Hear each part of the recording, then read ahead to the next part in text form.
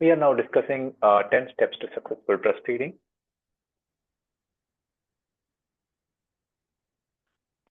So there are basically 10 steps to successful breastfeed your baby.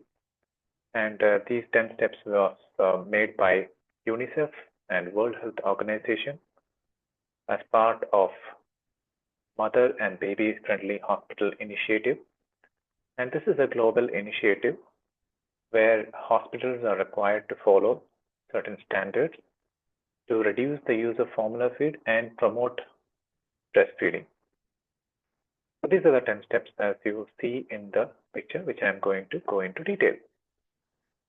So first step is hospital policy. So every hospital has to have the hospital policy of promoting breastfeeding. And they should not promote formula feed, bottles or teats, because these are known to cause infections, newborn death, pneumonia, loose stool infection, then ear infections, and other complications. And making breastfeeding care standard practice. That is the second thing that the hospital policy should do. And third is to keep track of support for breastfeeding. That means they will be following what percentage of babies are getting exclusive breastfeeding at the time of birth, and whether babies are, how many percentage are getting of babies are getting skin-to-skin contact, and how many percentage of babies are getting exclusive breastfeeding at 6 months, and what percentage of staff are trained in supporting mothers regarding breastfeeding. The second step is to improve the competency of the staff.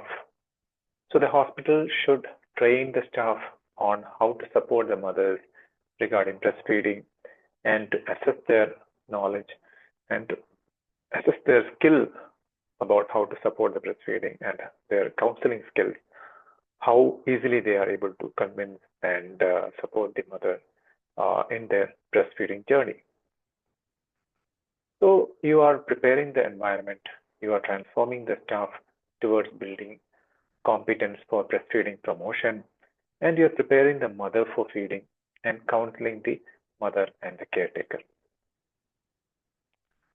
So the third step is antenatal care. In the antenatal care, the doctors and staff nurses are supposed to discuss the importance of breastfeeding for babies and mothers. So breastfeeding is important for baby because it is the best milk for the baby. It improves the baby's ability to survive.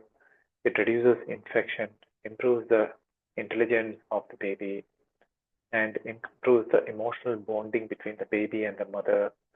It has got important advantages for the mothers too. It reduces the breast cancer, the ovarian cancer. It reduces the bleeding after delivery. It improves the birth control of the mother after delivery.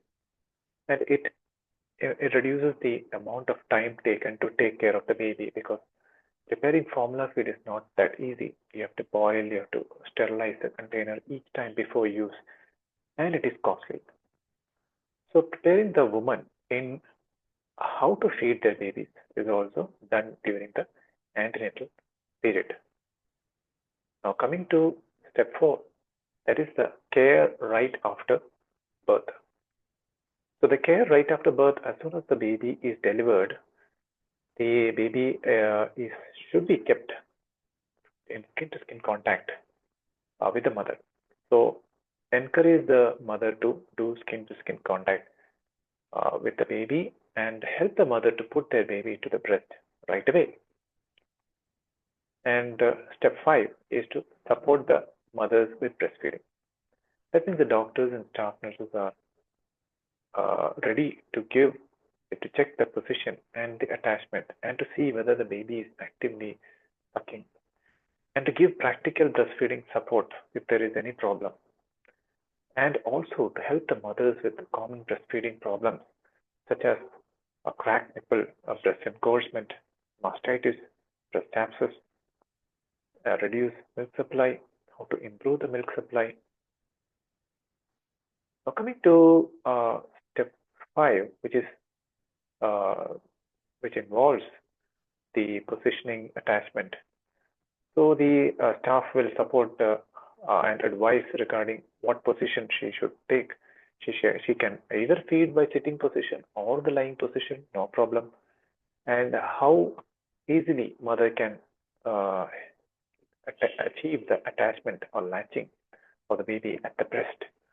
And check the latching position. Encourage the baby to open the mouth and bring the baby to mother's breast. Hold the baby close and look and listen. Latching is very important. The chin should be touching the breast when the baby latches. The mouth should be wide open. The lower lip is turned outwards, and much of the areola is in the mouth, and more of the areola is visible above than below the mouth.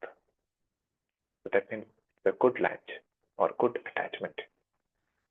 Step 6 is to reduce use of formula feed.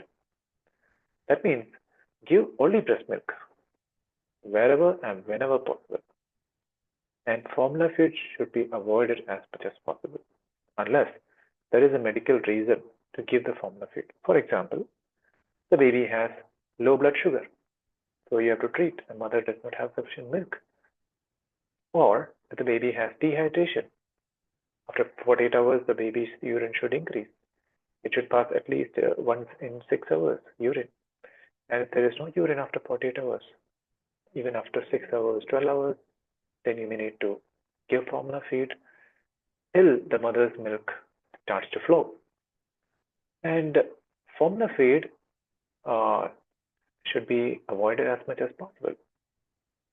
In case of preterms, they can have necrotizing enterocolitis with formula feed, in which case you may have to give donor human milk. However, donor human milk is very costly. Therefore, always your effort should be to express the milk. If the baby is preterm and not able to suck directly, the mother's milk should be expressed every 2 to 3 hours early, even at night, at least 4 to 5 times. Help the mother who want to formula feed to do so safely. The mothers who may not have mother's milk may need formula feed, but it has to be done safely. How to prepare formula feed safely? You have to boil the water each time. You cannot use water from the flask. You have to mix the formula powder in the correct ratio. That means usually it is 30 ml in 1 scoop or 60 ml in 2 scoops. And the correct utensil should be used. The bottle feed should not be used. The bottles for feeding should not be used.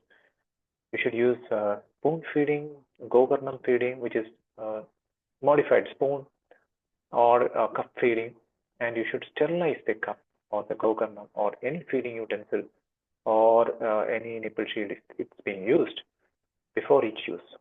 So sterilizing means you have to wash the utensil in soap and water, then in warm water, and keep it submerged in boiled water for 15 minutes, or keep it in steam sterilizer for 6 minutes. Step 7 is rooming in. That is letting the mother and the baby stay together day and night. Make sure that the mothers of sick babies can also stay near their baby. And avoid using cradle. Let the baby be in the same bed of the mother. So cradle means you'll be keeping the baby at a separate place. So separation reduces milk. And in case the baby is sick and is in an ICU, the mother should be told to express the milk every 2 to 3 hours. So effective sucking is important. So infants take several slow deep sleep suck followed by swallowing and then pauses. Ineffective sucking. The infant suckles for a short time and then tires out and is unable to continue for long. If an infant is not able to attach and suck effectively at the breast or not able to suckle for long enough to complete a feed, he or she will be needed to be fed with spoon or Governam or Palada until effective feeding ability develops. Step 8 is responsive feeding. That means the mothers should be taught to identify when their baby is hungry. And the feeding should not be done in specific time interval like 2 hourly or 3 hourly. Neither the mother or the baby is a robot. We should not feed like a robot. So when the baby demands, that means even before the baby cries, the baby turns the baby head and tries to lick. That time itself, the baby should be fed and do not wait till the baby cries. So help the mother know when their baby is hungry and do not limit breastfeeding time. The breastfeeding should be done as frequently as possible, as often as possible, and as long as possible. Step 9 is bottles, avoid bottles, teats, and pacifiers. So any feeding utensil you should sterilize. If it is artificial nipple shield, or in some case babies with cleft palate, which can happen in 1 in 1,000 live births. Cleft palate is a disease of the palate where the baby will not be able to suck directly. In that case, the baby may need a bottle feed or special needs bottle like a Haberman bottle. And these feeding utensils should be sterilized. That means they should be washed with soap and water, warm water, and then submerged in boiling water for at least 15 minutes or keep in a steam sterilizer for at least 6 minutes. And step 10 is support after discharge. So refer the mother to a community resource for breastfeeding support, to a lactation counselor, to a lactation consultant if there is any problem, and work with community to improve the breastfeeding support services. So these are the 10 steps of successful breastfeeding. Again, I am reading out the 10 steps. First step is to have an infant feeding policy in the hospital, which should comply with the International Code of Marketing of Breast Milk Substitute. That means you should not promote breast milk substitutes. And establish breast milk substitute means formula feed and other infant feeding powders. Establish ongoing monitoring and data management system to look into the percentage of exclusive breastfeeding at the time of birth, at the time of discharge, at 6 months, whether they are doing skin-to-skin contact, early breastfeed, and whether the staff is getting trained. Ensure that the staff have sufficient knowledge, competence, and skill to support the breastfeeding. That's step 2. Step 3 is discuss the importance and management of breastfeeding with the pregnant woman and their families before delivery in the antenatal period. Step 4 is facilitate immediate and uninterrupted skin-to-skin contact and support mother to initiate breastfeeding as soon as the possible after birth in the labor room.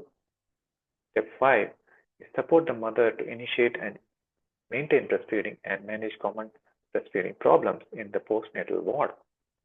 Step 6 is do not provide breastfeed a breastfed newborn any food or fluid other than breast milk unless medically indicated. Step 7 is enable mothers and infants to remain together and to practice rooming in 24 hours a day. Avoid cradle, let the baby with the mother in the room in the same bed. Step 8 is support the mother to recognize and respond to their infant's cues or signs for hunger. That means they should feed as early as possible, as often as possible, as long as possible. As soon as they recognize the mother that the baby is hungry, that means the baby turns its head and licks, and before waiting for baby to cry. Step 9 is counsel the mothers on the use and risk of feeding bottles and teats and pacifiers. And step 10 is coordinate discharge so that the parents and their infants have timely access to ongoing support and care even after they get discharged from hospital. Thank you.